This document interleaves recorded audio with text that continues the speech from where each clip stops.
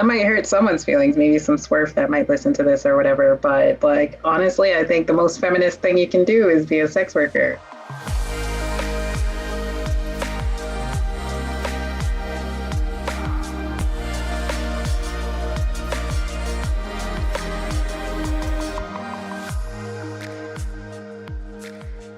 Thank you for joining us for another episode of On the Horizon, a podcast about what's on the horizon for sex workers and how to navigate it. I'm Jessie Sage, and you can find me on Twitter at sapiotextual and at jessiesage.com. And I am MelRose Michaels, and you can find me at MelRose Michaels on social and at melrosemichaels.com.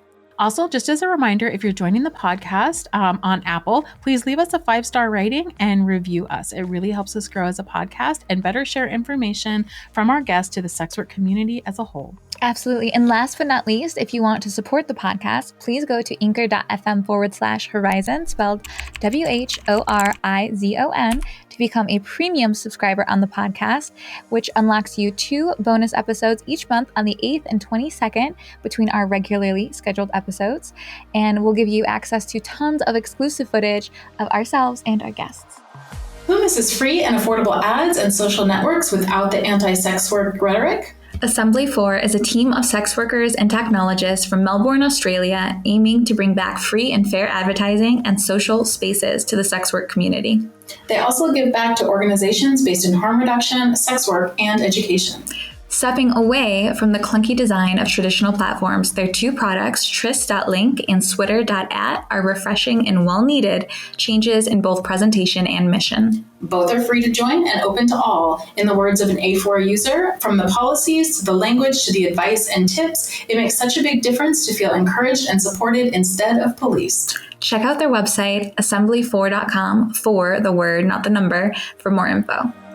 Today, we are going to be discussing body neutrality with Ramona Flower, Jacqueline Harris, and Trip Richards. So yeah, we're really excited because these are people from totally different sides of the sex work industry. So yes. I think it'll be, and different kinds of bodies. So I think that'll be really exciting. Yes, it's going to be cool to see the dynamic of how people had to kind of reflect on agency of their body in an industry where we share so much of ourselves with other people. And also just our own, personal experiences between us and our body. Because it's different for everyone. Yeah. Do you feel like, so yeah, I mean, one of the things that you're saying is that we share our bodies with everybody, like as performers, as sex workers. Our bodies as sex workers are much more public than other bodies. And I think even going back to episode 1, when we were talking to Caitlin Bailey about what is the prostitute or what is the sex worker? It's the public woman, And so, I mean, not everyone that we're talking to identifies as women, but the idea of a whore is somebody who's public, and our bodies are public, and our bodies are, we become these public figures when we're sex workers. And so our relationship to our body is I think very different than a lot of people. And so I was wondering, for you, what do you think has been different for you? Or I know you've been doing this since you were younger, but how do you think that's impacted your relationship to your own body? It's interesting because my background and my experience was until I got into sex work, I had a very negative relationship with my body. So out of high school, I was in a really bad relationship and I wasn't a super secure individual in general. And I grew up in a place where I was not the standard of beauty at all. I grew up in a predominantly Latin and a Black area. And that was that was my local, community's reference of beauty was not the super pale redheaded mutant that I was in high school. So I was kind of I was ostracized, I was bullied, and I was on the outskirts of things. So going into my adolescence and being a young adult, I developed an eating disorder. I developed a lot of body dysmorphia. I treated myself very cruelly, and I ended up, having to get a team together and a therapist, a psychiatrist, all of these things, a nutritionist, to kind of right my wrongs and the way I had treated myself. But with all the help and all the team I had on my side, because I was privileged to have the resource of, and to have my mom be we're fixing this. But because I had that, it still didn't really impact me and change the way I viewed myself until I got into sex work. Sex work and seeing myself on content, or particularly on a live cam situation where I'm getting instant feedback from a group full of fans who are telling telling me you're beautiful, Yeah. you're perfect, you're all these things, given they're your own fan club. But it's kind of like, it works against that negative inner voice that I'm thinking anyways, to have this positive reinforcement in real time, correcting my bad mental behavior to myself. Yeah, I've had a really similar experience. Like, I mean, I shouldn't say that. I should say that sex work had a similar impact on me. Yeah. I didn't come in with like eating disorders or anything like that, but I feel like the things that I like, so I began my sex work in cam, and which I think a lot of people do in these days, but like I started off as a cammer, and what I found is that the things that I was super self-conscious about are the things that my fans really liked and like picked up on and was like, oh, like, okay, I mean, this is now going to sound strange because like I had a breast reconstruction. And one of the reasons I did that is because I had like tubular breasts that I hated and like puffy nipples, and I had to, and so it's funny now that I'm saying I fixed the thing that like I'm going to talk about, but it's still a good example because like I hated that. And then I would go on cam and people would be like, oh my God, I love that. Like that's the, like, I hardly ever see boobs like this. Like it's the best. And it made me, I still wanted to change those eventually, but it changed me from thinking like I'm deformed to like, this is just a different kind of body, a different kind of body that people really like. I felt the same way about like cellulite. Like I was convinced that cellulite was like a terrible thing. And I have lots of cellulite because I'm built as somebody who like carries a lot of weight in like my hips and my butt. And, I'm like, wait, all kinds of women have cellulite of all different kinds of bodies, and people really like that. And it's like womanly. And I didn't think about that until I was in sex work, and people were like, oh my God, I love your thick thighs. Oh my God, like your butt is amazing. Oh, I love your puffy nipples. And I'm like, you guys do? Like what? This would be also really good to touch on, because we've had this discussion about when you were considering your breast aug, you kept putting it off. I did. I kept putting it off, and it wasn't because my fans liked it. Like I wanted to change that, and that wasn't going to change. But it was because I had this thing in my head, like, you're going to be judged for that. Like, because I felt like body positivity, this idea of body positivity was something that like, if I didn't accept every single thing that I didn't like about myself, then I was a really bad example, or people would tell me that I was a bad example, or they would think that like my attempts to be, accepting of all bodies was bullshit because I didn't like my own boobs or something. And then I've done a lot of thinking about this since then, because I put it off. I put it down to a deposit, and I didn't follow through with it for 3 years. Like I kept calling them and was like, never mind, I'm busy, 6 months, do it in 6 months. And then 6 months would come and I'd be like, no, push it down the line. And luckily my surgeon like kept my deposit for that long. Wow. But yeah, it was a really big decision for me. And then I felt so dumb because right after I did it, I was like, oh my God, this is the best thing. I don't know why I didn't do this 10 years ago. And then I realized that like that thinking was weird because it was not allowing me to experience my body in the way that I wanted to experience it. It was like allowing other people's opinions it was still allowing other people's opinions of my body to shape my body. Yeah. My experience, even with my breast aug, is so opposite. Like I was like a child model at like 12 or whatever. And so my experience was like, oh, of course I'm getting breast aug. Like that's what you do. Like, if you want to stay in this industry and still model, like, that's the next logical step. You turn 18, 19, whatever, you get your breasts done. And so, I was like, 41. And you were a grown adult too. I was 41 when I got my breast done. I was, I would have been 18 or 19 when I did it. That's so different. And I jumped in. Yeah. I did no research. I was go-go dancing at the time, so I knew like 12 models or go-go dancers relevant to my like tiny community of people that I knew who all went to the same doctor and who all had phenomenal results. So that was like my research pool. Like, oh, you like them? Great, I'm going to do it. Yeah. And I jumped in, got a consult, got it done. There was no contemplation for me. It was so always the expectation. Yeah. It was baked into my experience. This was the next logical step in your career. This is what you have to do. Yeah, that's so. Yeah, that's so opposite for me. But now, like, I mean, I think that that's all like really interesting. I mean, one of the things that's been really interesting for me is like part of my, I got into sex work really late in life. I was 36 when I started doing sex work. I'm 43 now. It's been 7 years. Before I got into sex work, I was really thin. Like I was 100 pounds less than I am now. And part of that was because I was a marathon runner. And I think, being a marathon runner like fucks up your metabolism. So as soon as you're not running 60 miles a week, your body's like, what? And totally freaks out. But a lot of things happened in my life. Like I was a marathon runner. I did like exercise like crazy, which maybe could have been considered disordered, but it didn't feel like that because it was less about my body and more just about like, that's a thing that I did, that I liked it. It was my hobby. And then I got a divorce. Like a lot of things happened that just radically changed my lifestyle. And with that, I put on like a lot of weight. And my weight is something that's like, I have a weird relationship to because I don't think of myself as a fat person because I was never a fat person. Like it's not like baked into my head that like I know I talk to a lot of fat people and they're like, oh, I was picked on forever. And I'm like, I wasn't because I was a size 2. Like, I still think of myself as like from that lens because that's how I spent most of my life, And then when I went into sex work, now I'm a size 16. I was probably like a 12 or something when I came in and it's like kind of gone up. I have my fans and my clients make comments all the time about my body. And especially when I was doing a lot of porn, putting me in BBW categories, talking about my body, like that being like first and foremost in the interactions that we were having, like, oh, I find you really attractive. I love curvy women. I love BBWs. Like, and I'm like, and for a while that was jarring to me. I was like, what?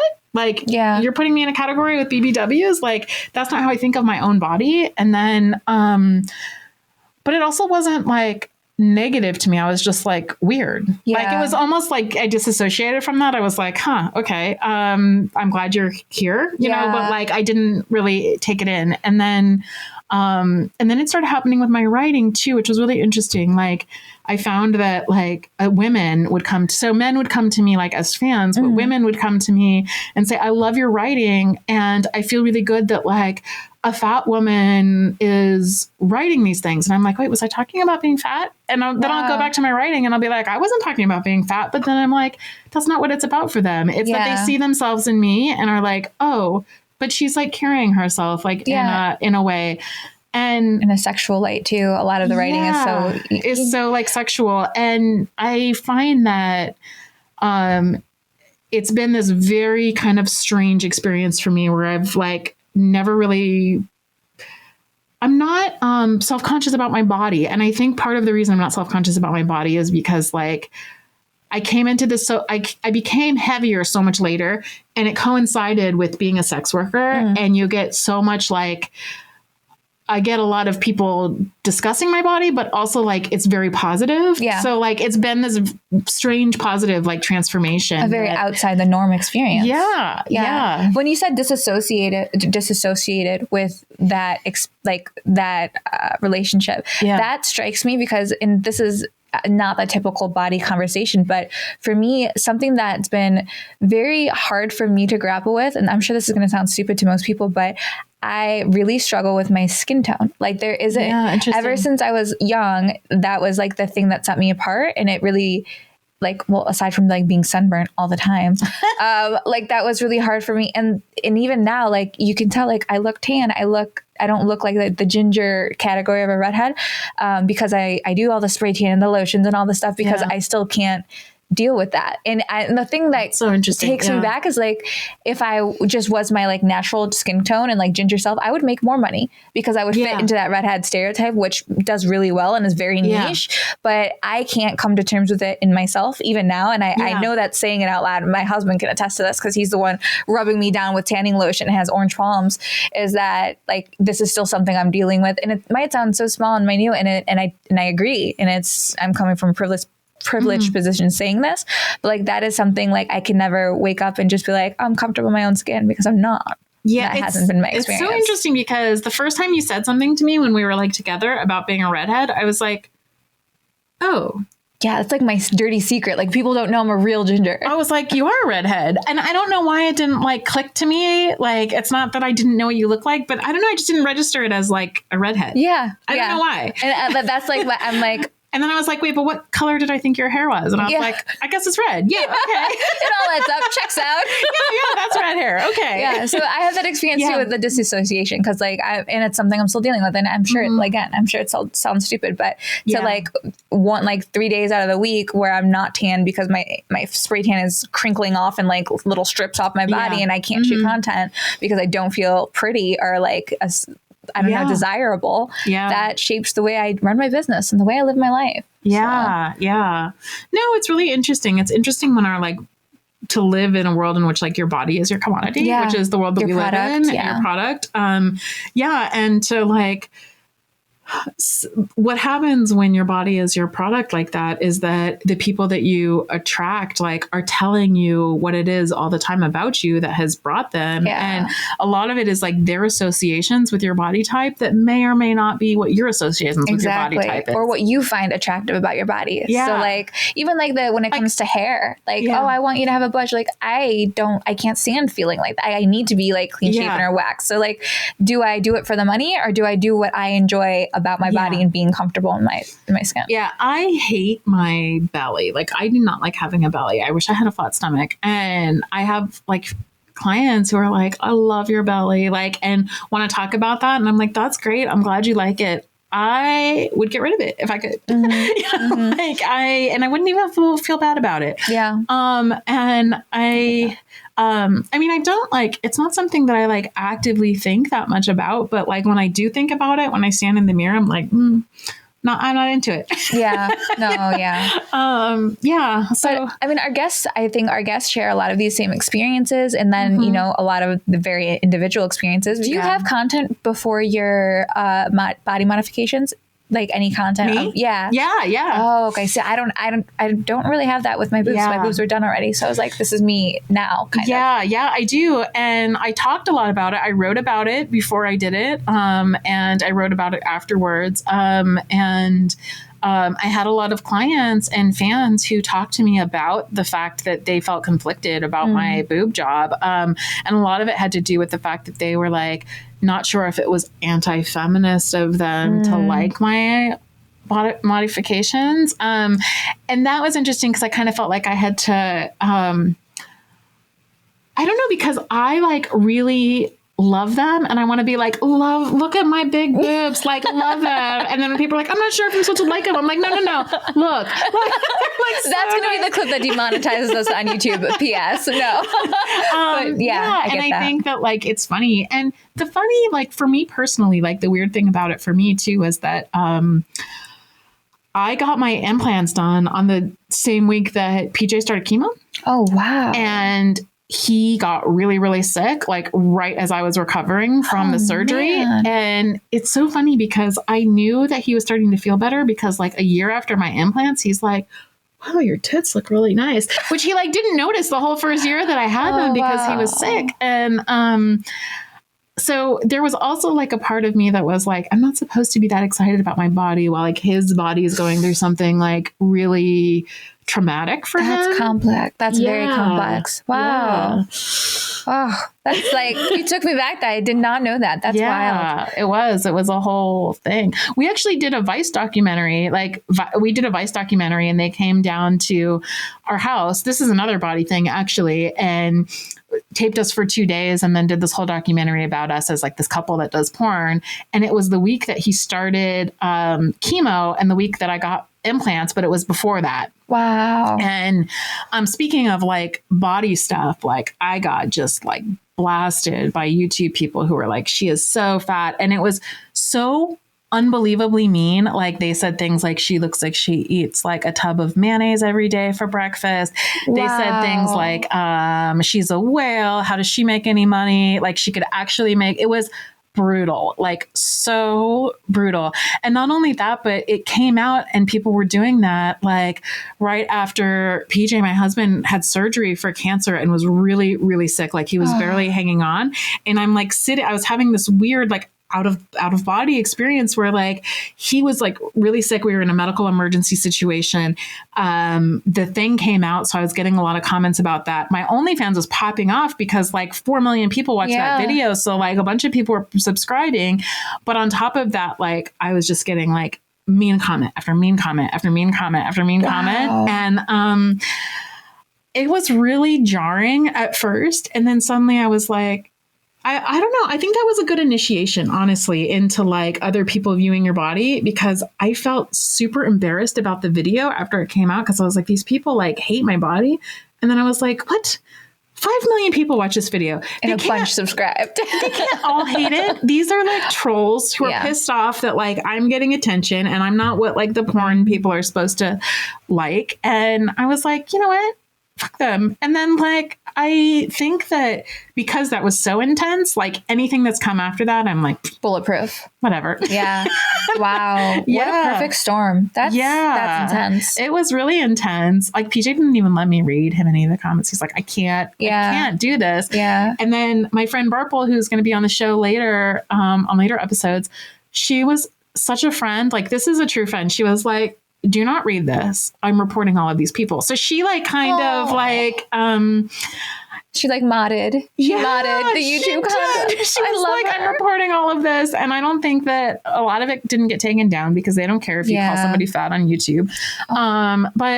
But yeah, I mean, that's a friend who's like, don't read the comments. I got you. Yeah, definitely. So, okay, well, that's our experiences. And I'm sure a lot of you listening, especially the sex workers who tune in, you've shared some of these experiences as well. But I guess without further ado, we can get into it. Yeah. Ramona Flower is a 30-year-old queer, second-generation sex worker, artist, and model living and working in Brooklyn, New York. Hi, Ramona. Thank you for joining us. Hi, ladies. How are you? Good. Wonderful. We're happy to have you here. Yes. Wonderful to meet you. Can you tell our audience a little bit about who you are and what you do? All right. So I'm Ramona Flower. I'm a 30-year-old sex worker. I live in New York now, New York City. I've been in the industry since 2012. So I was long time. 2021 when I started, and now I'm like 30, so it's been a minute.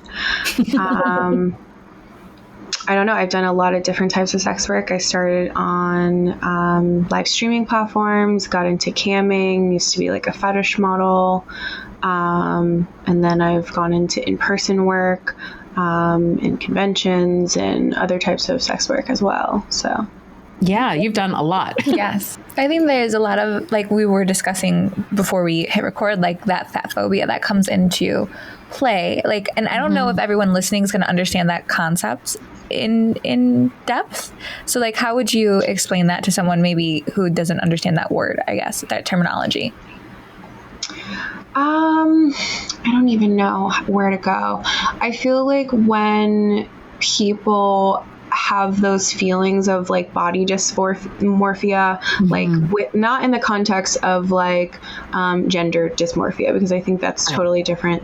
Like the experience of trans and non-binary people is, I think, separate from the issue that I'm talking about of like body dysmorphia. But I feel like when you have those moments of grappling with those internal things and you maybe don't deal with it, I think that's body fat. That's body, fat phobia. Yeah. I think we've heard time and time again, like fat people aren't afraid of being fat. Thin people are afraid of being fat. Yeah. And why are we afraid of those things?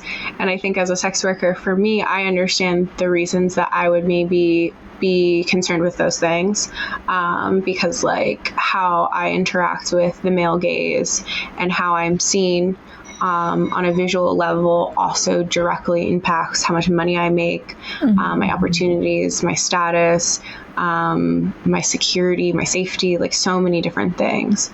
So I think if you have a lot of privilege, a lot of body privilege, I should say, you maybe don't necessarily even know that you're not body positive, or that you are experiencing,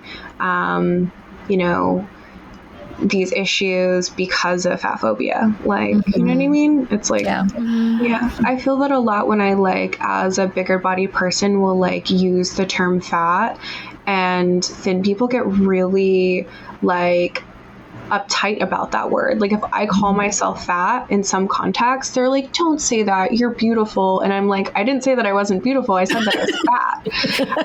And they struggle with that word, and it's like, that for me is just like you got to do the work. Like you got to unpack that. Like that's not for me. And like we can have these conversations, but it's like to unlearn and rethink these things. It's like this constant thing that we all have to do.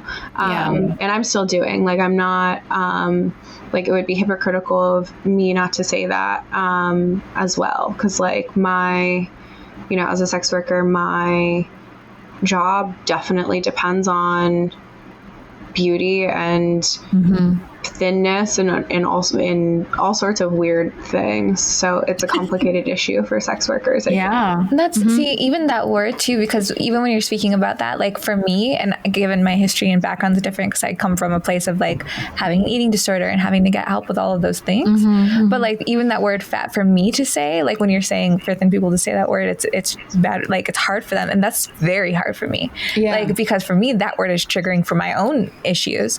So like that's hard to navigate. Even like I understand entirely what you're saying and it processes, but then for me with my background and what I bring into context to a conversation, like I can't say that word because like it makes me want to revisit bad behaviors. It makes me want, you know, so that's just, it's very complex. It's very complex. Yeah. I mean, I think that a lot of the like,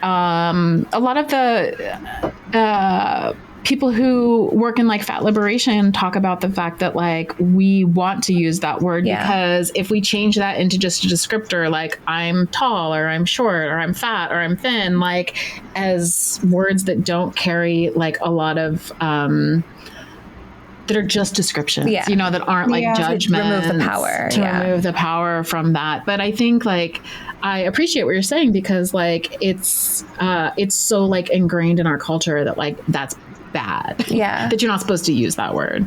Yeah. And I think that's why we've seen like body types and different things like that change over like even my lifetime. Like I was born in the early 90s. So I was like an adolescent in like the late 90s, 2000s. And that was like Kate Moss, cocaine skinny, and Britney Spears with her tiny low-rise jeans.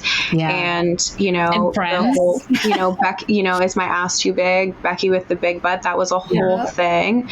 And now like 20 years later, everybody's getting like their third round BBL. Kim Kardashian is the quintessential like standard of beauty, you know, which is a whole, you know, in that span of time. So I think like the sting of the word fat is, you know, it's slowly coming out, but like all progressions, it's slow and it kind of is not fair to the people that are dealing with it right now, you know? I want to go back to something you mentioned too, because of this kind of evolution of how the ideal body standard have changed from like that low-rise skinny jeans, which look good on no one, by the way, all the way to this Kim K like big ass like trend, which is the huge thing. And something you mentioned was the BBLs and like the surgery and the body modification that happens very often, especially in our industry, because our body is our product.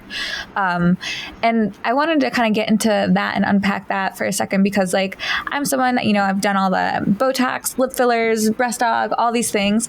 And I get asked all the time, like, are your breasts real? Is this real? What, you've done too much, or your nose is big. I'm like, you guys are picking out stuff that I haven't altered. There's a huge range of things you could attack that I have, but okay. I kind of want to unpack that. So being like a performer and with all of your experiences, how has it been making body modifications? It's funny because I feel like people have really like adverse reactions to plastic surgery, even though we are like, you know, in that progression of like body positivity or what have you, like our relationships with plastic surgery has changed, because even like 10 or 20 years ago, if someone got breast implants or lipo, it was like a scandal. Like even celebrities, even people that had access or like reasons outside of, you know, whatever to do it, their own reasons to do it. And now like everybody is getting plastic surgery, or at least talking about it. Maybe everybody's always been doing it, but the stigma was there and we don't want to talk about it.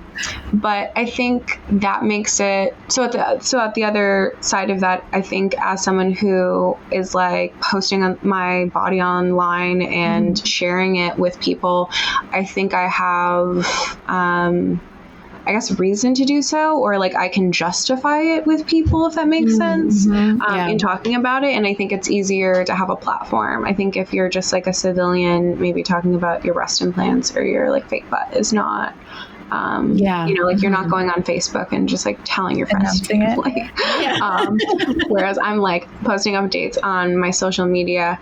So I guess like maybe it's a good thing that we've had that privilege. But I definitely feel like we still have some work to do socially, because I feel like a lot of fans and clients, you know, like we think we've all shared that we've had like kind of those, you know, like fans and clients saying those things about picking on us about, you know, our body modifications or what have you. And I don't know, like, I feel like that's because we still have stigma attached to getting plastic surgery. And like, when we deal with that stigma at the root of it, maybe we won't be like asking women like, are your breasts real? Are they, I don't like fake boobs, or, cause that was like the feedback that I would get. Like, I don't like that because it looks fake. And it's like, well, maybe there's really conservative, really whatever plastic surgery that you wouldn't be able to tell, and like what's real and what's not real. Like, when they ask me like, are your boobs they don't real? even know. They, That's like, something they have this idea that they don't like it, but they don't even know, because I've had like clients who are like, oh, I love big naturals, and I'm like, okay. They're like, I love that your boobs are real. I'm like, okay, real expensive. So. And I think that even if you have like scars, I don't think they notice a lot of things, you know. And then they're like, oh, I love it that you have natural, like a natural body, like whatever a natural body is. They're so oblivious. Yeah, I find that really interesting. But yeah, I think there's like in fat liberation, there's a term like body neutral. And I like that. Like, I don't want to be body positive. I don't think that everybody needs to be a good body or a beautiful body. Like, if you want to be a swamp creature and like whatever, like we should support you in it, you know, just like we should support people if they want to get, you know, plastic surgery or whatever. Because I feel like body positive, like not all bodies are positive. Like, none of us asked to be in this material world. None of us asked to be in these bodies. Right. So we're kind of, we're just dealing with what we have. So I'm like, let's just not even body positive, just. Yeah, I like that too. This idea of like, just like more radical in it. Right. Yeah. Is there anything else that you like are thinking about? No, that was the big one for me, was like that surgery piece, because I see so much of that on Twitter. It's like, well, then they got lipo, or then they got this. And I'm like, well, so what? Like, don't we still have agency over our bodies, even though we're public people? Like, I don't understand why that gets lost. And I can see that being like a result of like it's very common in like marginalized spaces for there to be like a hierarchy within the community. So I feel like that's why in the sex work space, or like even like the LGBTQ spaces that I've been in, or BDSM spaces that I've been in, that's why you see such a like intense amount of body, like straight up fascism, because there are these like fringe communities, but they're still so heavily invested into like mainstream narratives around bodies. And those mainstream narratives are usually like be tiny and thin and like look a very certain way. And I think that that's maybe why sex workers, on top of like that, we are subject to the male gaze, and like that directly hits our bottom line. And I think that that's a really good critical way to be like, how do I want to interact with this, and how do I want to play this game and balance it? But I think also it's because we're in these communities that are so truly critical about it, on top of the monetary part of it, because I don't know, I've definitely worked in fashion and beauty, and it's the same kind of vibe where it's very much like people are very invested in how they look, which I totally understand, you know? So thanks so much for chatting with us. Where can people find you? So you can find me on Twitter or Instagram at Ramona Flower, FLOUR. And my website is ramonaflower.com too. Nice. Awesome. Thank you so much. Thanks, Ramona. Thank you. Jacqueline Harris is a companion, medical professional, and mother based in Pittsburgh, Pennsylvania. Welcome, Jacqueline. We're here with Jacqueline Harris. How are you doing? I'm all right. How are you? Good. We're very happy to have you on today. Very excited. I'm excited to be here. Can you tell our audience a little bit about who you are and what kind of work you do? Well, I am a full service escort. I am independent. I also cater to those who are interested in lactation. Awesome.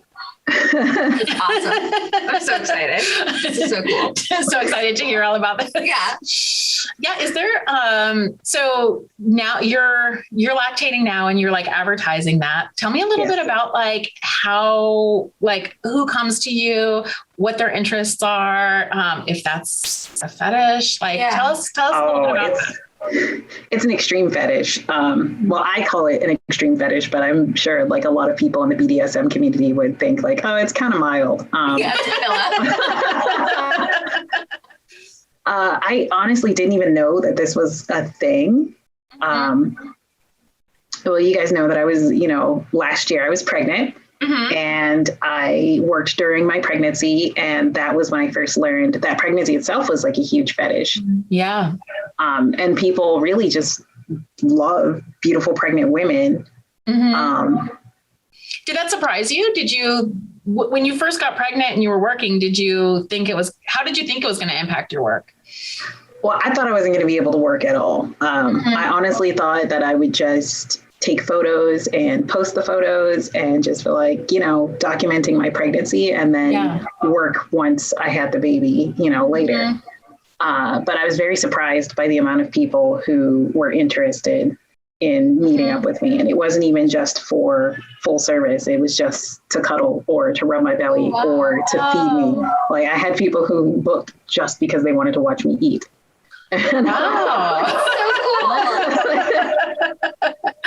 Like the eating for two thing, or like were they just interested in pregnant women eating? Like what? Yes, they were interested in pregnant women eating. Wow. That's so cool. That's why I always have concerns because I'm fully digital, but like even with my line of like my type of work or sex work, like, I'm like, do I like pre-shoot a bunch of content that'll get me through 9 months? Or do I highlight the fact that I'm pregnant and like, will my fans like that or dislike that? And it's so refreshing and like, I don't know, makes me happy to hear that that was your experience, because it makes me feel like, okay, I can just do something different for this period of my life and like evolve. This is exciting. Oh yeah. Yeah, they love it. And during my pregnancy, a lot of people were asking me, are you lactating? When are you lactating? Let me know when you're lactating. And I'm also a healthcare professional. So, the nurse like jumped out at me and I was like, a lot of people don't lactate until after they have their kids. And I'm like, but I did have a lot of people asking about it. And so now I cater specifically to it just because it's something that my body does naturally. Right. And I can't stop it. So if you see me, you like milk, I guess. So actually, I'm kind of curious about this. So like, you're obviously like catering toward like them and their desires, but is there something like, do you feel like your sexuality like changed after you became a mom, and that there's ways that like this taps in for you too? That's kind of like, I'm not sure how to answer that because I don't really see it as sexual. I think like before I had children, breast play and all that, I was really into it. Like, oh yeah, this is what I like. And then once I had children and my breasts became tools for like nourishment for my kids, like I don't see them very sexually. Yeah, I understand that. Yeah. But a lot of people do. And I guess, Is there a sexual element for the person, like the adult breastfeeder, I guess? Like, how is that sexual for them?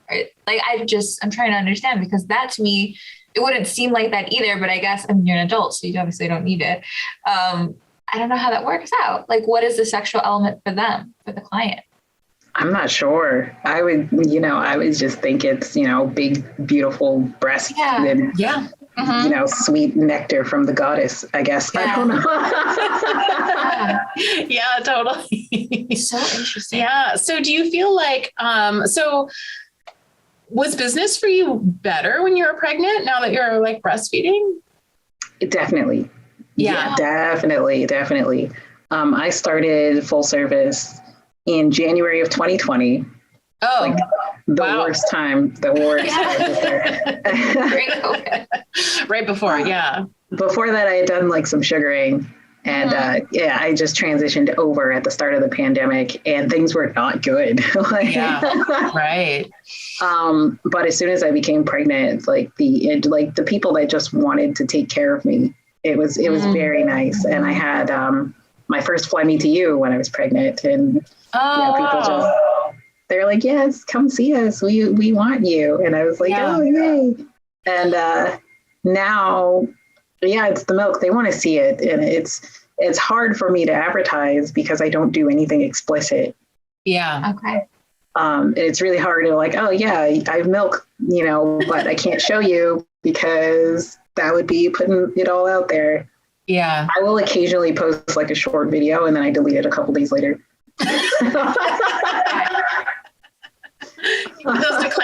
Those disclaimers like might delete later. That people do. I really mean it. Like I'll leave it for a few days, like maybe a week, and then it's gone. Yeah. Yeah. So I'm actually like, it's interesting to me. Do you feel like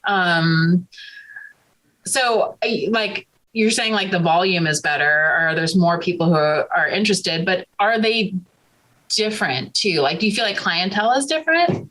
It is. It's a little different from your typical full service client where, you come in, you go through the motions and then, they leave. Now a lot of them seek a little more comfort. And like I said before, it might be like the mother thing. Yeah. They want more connection. And then there are some people that just want to play in it. Like, you just kind of spray it at them and they play in it. I don't know. It's definitely different. But a lot of fun. It's a lot of fun. Yeah.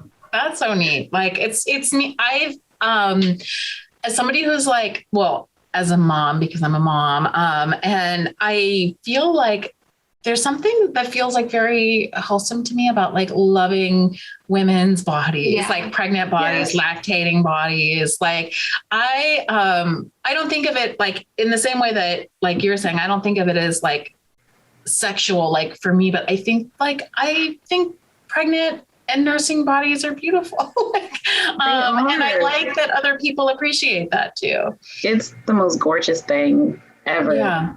And it was crazy. I expected a lot of hate when I was pregnant. And I did get a lot of hate, but it wasn't from the men. It was from other providers. Yeah. That told me that what I was doing was wrong and that my child didn't consent to be used that way. I was going to ask about that because it's like on the flip side, I've seen it like scrolling through, sex work Twitter where it's like you're exploiting your unborn child and all this. I'm like, I don't know if I agree with that, but then like consent, but babies can't consent. Like, I don't know. Also, there's like, it's still your own body. Yeah, also your female body doesn't work that way. You're not really touching the child at all. Right.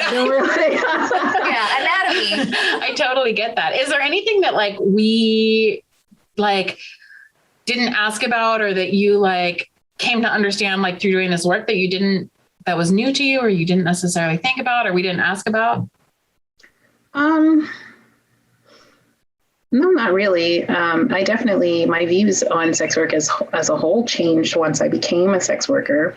I talk about it a lot. My family's extremely religious. My father was a preacher. Wow. And all of my brothers are preachers.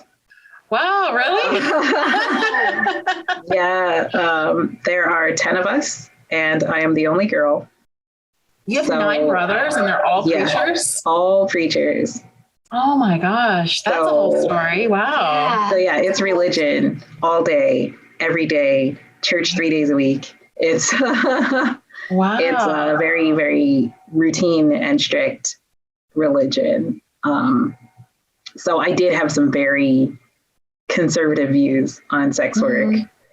I was married and divorced and dated on and off. And then I came across my first sugar daddy who wanted to just take care of me and, took me places. And I thought, oh, that's very nice. So I joined Seeking and I tried to find another one, and that, you know how that is. Yeah. And then I came across escort Twitter. Mm-hmm. And I followed a lot of you, actually. I followed for a while before I thought, I'm gonna give this a shot. Yeah. Because what's the difference between escorting and sugaring? Right. So I was like, I'm going to try it. And once I did step into the world, I realized that it really wasn't any different, and that, sex workers aren't really doing anything wrong. Yeah. If it's consensual and, they're two adults and nobody's being hurt. Mm-hmm. Yeah. Then I'm starting to question my own upbringing and my own beliefs. What is this? What do I really believe? Yeah. It's very That's nice. So interesting. Yeah. Does it feel like, sounds like it's like changed a lot about your life then? That's a 180. Yeah, it has. I don't want to say I've gained a little more self-respect since becoming a sex worker. I'm not quite sure what other way to phrase it. Yeah. That I've been on a number of dates, and, I've had my fair share of hookups, for free. And I look back and I think man, I probably could have avoided a lot of heartache and a lot of unfortunate situations had I put more of a requirement on those people. Yeah. Which I've learned how to do through sex work. Hey, I'm not going to go on a date with you if you expect XYZ, or if I don't get, LMNOP, without the, without the hobby board acronyms. Yeah, I feel like that too, just in life in general. I feel like not even just in sexual relationships, but in work, in vanilla work, I feel like I would tiptoe around wanting to get paid for work, and now I'm no, I'm not doing that if you don't pay me. That there's just lots of ways that it's so ingrained in our socialization to be nice and not talk about money and not ask for what we want. And for me, getting into sex work, gave me so many skills that I didn't learn anywhere else. Yeah. Negotiating value. Yeah, absolutely. Yeah. Even with my day job, during the pandemic, they weren't paying a lot of nurses extra. Yeah. And they wanted you to work, 16-hour days. And I'm if I'm going to do that, you're going to have to give me some money. And this is what I want. And this is what I'm going to do. This is the time I'm going to show up and the time I'm going to leave. And and they agreed because A, they needed people, and what are you going to do? And B, you made yourself firm, Yeah. Right. I mean, I might hurt someone's feelings, maybe some swerve that might listen to this or whatever. But honestly, I think the most feminist thing you can do is be a sex worker. Yeah, I agree. Yeah, I agree too. I agree. I think that in our culture, we're already underpaid and we're hypersexualized. So whether we like it or not. Right. Exactly. Why not just lean into that? Yeah. Why not just cut the crap? You're going to sexualize me anyway. You're going to look at my breasts anyway. Yeah. So no free rides. You just exactly. No free rides. That is the quote we should end on. This is amazing. That's amazing. For everyone listening, where can they find you or any of your work? The biggest thing is Twitter at Miss Jacqueline H. I have my ads up. I have a website, MissJacquelineHarris.com. Everything, if it's me, is going to be Miss Jacqueline Harris or Miss Jacqueline H. Nice. Okay. Thank you for joining us. Yeah, this was amazing. Thank you so much. Thank you for having me. Trip Richards has been a sex worker for 8 years, including through the entirety of his gender transition. He continues to produce porn full-time and also works on a variety of educational and advocacy projects related to transgender people and the destigmatization of sex work. Hi, Trev. Thank you for joining us. Welcome. Thank you for having me. Yeah. So, can you introduce yourself to our guests? Oh, sure. I am Trevor Jones. I am a transgender man. I've been in sex work for just about 8 years now. And I obviously currently produce adult content, produce porn. And I also have kind of made a place for myself working in advocacy, education, and trying to talk about like that whole intersection of sex worker issues, trans issues, and, just kind of have a voice that way. Yeah. So for people who aren't watching, you are wearing a tank top, or for people who aren't watching the video, you're watching it wearing a tank top that says legalized trans, which is awesome for this video. Yeah. It was, I selected it because it was actually a shirt made for me by a friend.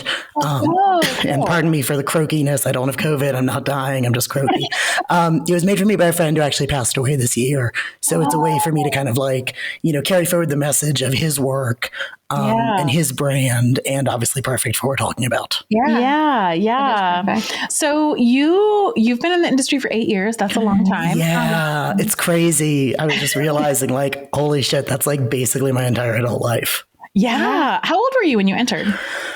I don't know if you want to I'm trying to do math. Give me a minute. I must have been 23. Okay. All right. Yeah. So, one of the things that's interesting about your career is that you transitioned like while on camera, basically. I did. So, if we do the math, I transitioned 6 years ago. I've been doing sex work 8 years. Mm-hmm. There was a chunk there where I was doing it as a different person in a different body, in a different life. And if I can jump kind of right into what we're talking about, for me, like being able to be in a sex work position in such a body focused position during that time of untangling who I am, figuring out what is my sexuality orientation, what is my gender, what am I into, to be doing all of those things in a very public facing way, as a sex worker was like really, really inextricable to that process. Yeah. I don't think I could have had the space to do those things if I was not doing them like as a sex worker. I wanted to ask, because you went through this transition in front of the camera and in real time with your fans and colleagues and peers. What was something, I guess, that stood out that was particularly difficult about that, or particularly like surprisingly positive about that? Because I have a hard time looking at just my old content as a whole. It's so cringe. Like, what did I do? Like, why did I make that face? So like, to have that amplified by like such a life-changing moment for you, I'm so curious what that's like. Real short answer, it was fucking terrifying. With hindsight, I've been able to put it all together into this kind of story of my life and say, there was the chance to figure myself out, fund my transition, have experiences, really beautiful stuff. But along the way, I was like, what the fuck am I doing? This is scary. This is uncharted territory. This is rebranding before I even know what my new brand is. I didn't know how I would look, what I would be into, whether there would even be a market at all for somebody, existing in a transmasculine body. I truly did not know those things. It was, at the time, it was just like, trying to wade through all of this. And now I'm like, oh, well, it seems a lot smoother with the benefit of hindsight. Yeah, of course. Of course. Yeah.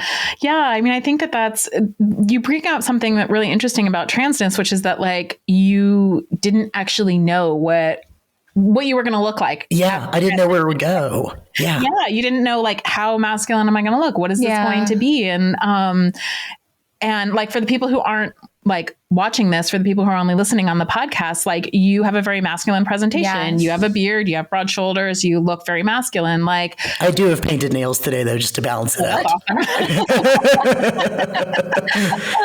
Lest anyone think I'm stereotypical in any respect. I'm not actually trying to, I know, I'm just teasing. Applying anything to you, but I think that like, that's interesting, like, to think about, when we go into branding, because I've done this at different points, like I've changed my name twice in this career. And I think like, okay, what is it that I'm going to market? Like, what am I going to focus on? What is that going to look like? That part does me in really bad because that's my background is in marketing and branding is so like who I am in my business. So like not knowing the finish line, what that even is, and having to navigate that is impossible. That's the first time, like, I don't know why this has never occurred to me before, but when you said that, I was like, wait, yeah, you don't actually know what's. It's because no clue, absolutely no clue. I mean, I was laughing, Mel, what you were saying of like, you know, looking back at your earlier videos and cringing. I say even like my earlier presenting male, but earlier videos where I looked, you know, super young, just like super baby face, more than just like the 6 year of difference, because transition is really like resetting puberty. So I literally looked like I was 13 for a long time in there. And I look back and I'm like, oh, wow, like even though I was presenting male, quote, branded the same as I am now, you know, Trip Richards, Triple X trans man, yada, yada. It was like I was really a totally different performer. And I was playing a totally different role in my videos. And also that I was being viewed as a very different person than I am now. So it really feels like this continuing evolution of, you know, figuring out who I am and who I am as a worker. It's just like everything keeps shifting and changing. I think more so even than just like you would expect over like an 8-year career. Yeah. Have you found, and I was just thinking about this because I've had this experience where like there's something about my body or my look or whatever that attracts like a certain type of thing that I didn't think about before I got into sex work. And then I found that I was like, I don't know why everybody wants me to do that. And then I was like, actually, this is awesome. I'm into it. Like, do you feel like there's things that like you were like, where you learned through sex work about things that actually you really enjoyed that you maybe wouldn't have thought about outside of this? Yeah, I think so. And the reason I'm not even 100% on that is because so much of my sexual evolution has occurred on camera. I mean, I'd only been with one partner before I started sex work. Yeah. So like literally my entire sexual debut into the world has been through the lens of doing it professionally. Yeah. So like, who knows what I would have been into? Probably super, super boring if I'd not been a sex worker. So like, I agree with you, but I also can't even imagine it being any other way. Right. Yeah. That's so interesting. It's almost like you're living, like your evolution in sex work has been almost like this reality show of your life because it's like you lived it all out in real time on camera. Like, exactly. Keeping up with Trip Richards. Like that's amazing. It's amazing and also terrifying because the vulnerability that goes into something like that is extraordinary. It feels really vulnerable sometimes, you know, even like, you know, some of the sites where like an older video clip will pop up or something. Yeah. And I'm like, really my entire career / life, same thing, has been documented, has been public facing, you know, for better or worse, it's there. And kind of what I was saying at the beginning, it's like, as a sex worker and doing sex work in a trans body, I feel like I'm constantly confronting these things. Like I can't not have opinions on them. I can't not see them. I can't pretend it's not happening. Like I am just very much in touch with, in contact with my existence, you know, in this meat sack of a body. Like I can't not be aware of it or hyper aware of it. Yeah. And I think for some people, you know, that's what burns them out. For me, it's become actually a super affirming and confidence building experience.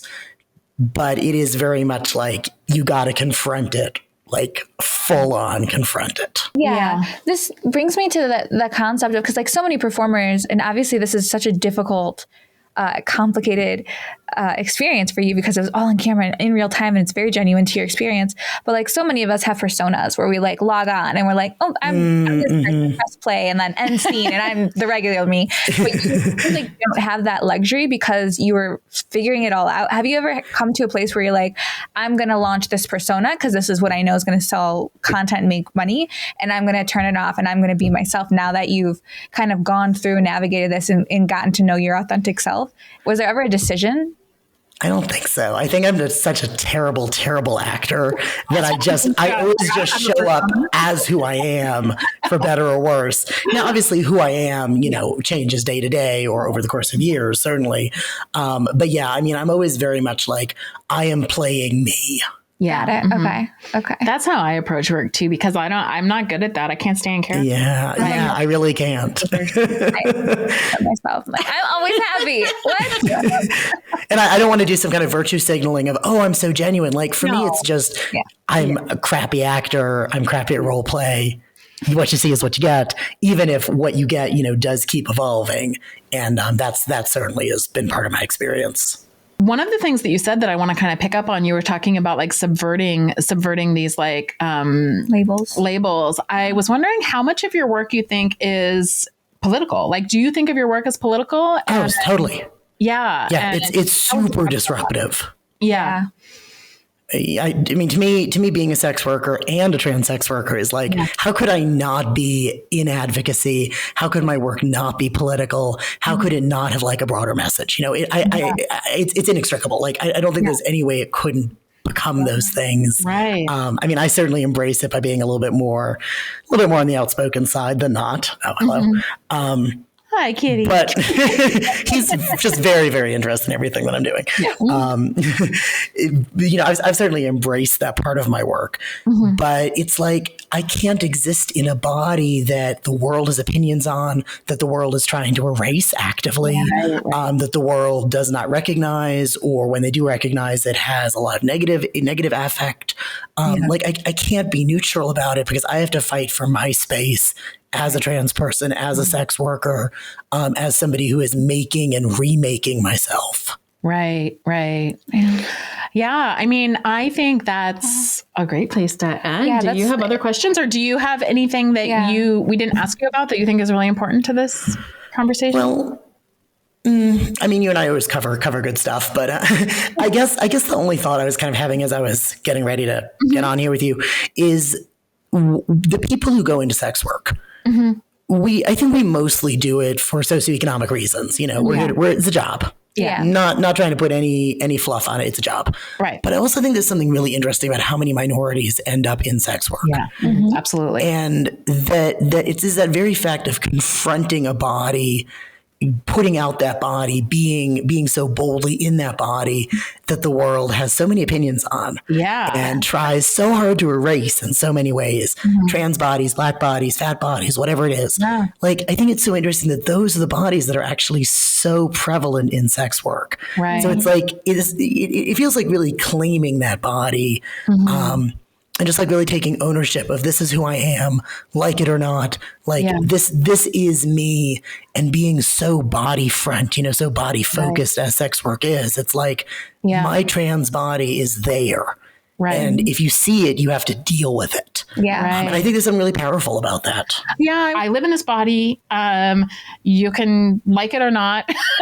Can't separate it from anything else. And I love the language you used about confronting, that confrontation, because and we've talked about this with another guest as well, but I had a struggle with like eating disorder and all of that. And then coming into sex work, and it was webcam where I had that feedback, like having that loop is what taught me how to love myself, because it was like completely what I look like, not loving it, obviously.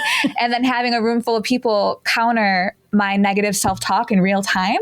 That 100%. Yes. Appreciate and kind of heal from my own trauma. So like, I wonder if that is ever like obviously a cam model's experience where they can kind of help you fall in love with your identity completely during this. Yeah. I mean, at this point, I feel like I have such an armor of confidence because of all of those comments, because of all that repartee from people, that like one negative comment at this point has no meaning in the broader context of hearing all the good things. We get the last laugh at the end of the day when it comes to our bodies. So it's like, I've built up such an armor that way of confidence, of self-image, that nothing really does get through. And that's, if there's anything that I'm most grateful for in sex work, it is that over the years I've built up who I am as both the persona and the on-camera person, but also that is who I am. Because like I said, I'm not turning it on. I'm not playing a role. That actually does become who I exist in, like 24/7. Yeah. No, this was really, I love talking to you. Thank you for your time. And you also guys are so cool. Your impact, because that was really enlightening, honestly. It really was. And then, where can people find you and your work as well? Everywhere. I am everywhere. I am ubiquitous on the internet. If you Google XXX trans man, TRIPLEXTRANSMAN, you will find me. I'm Just for Fans, OnlyFans, Twitter, Instagram, every other fan page out there. I am everywhere. I am everything. You cannot escape me.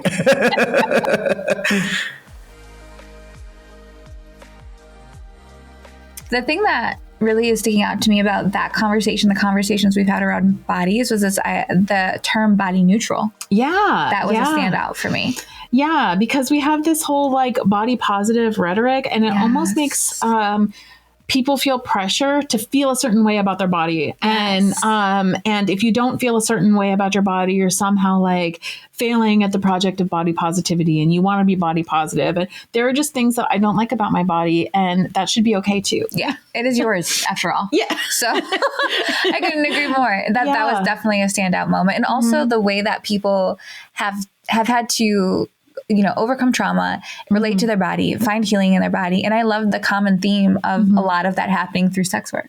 Yeah. Yeah. I mean, I think that like, that's something that for people who are outside of sex work, they like can't imagine, because we have this cultural rhetoric of like, I don't know, women just like having their body, like of somehow our bodies like not being our own anymore. And what we keep finding and having these conversations with sex workers about their relationship with their body is that like, it's through that work for a lot of people that their bodies become their own. Yes, which is really interesting. It's like a flip of this script that we have about selling our bodies. Yes, but it makes perfect sense, right? Because it's this thing that you've, societally been told that isn't really yours to begin with. And then when you finally step into that, it's almost like, how can you not find some healing or some like, agency once you step into yourself. And that's something I think a large portion of non-sex workers don't get to experience, sadly. Yeah.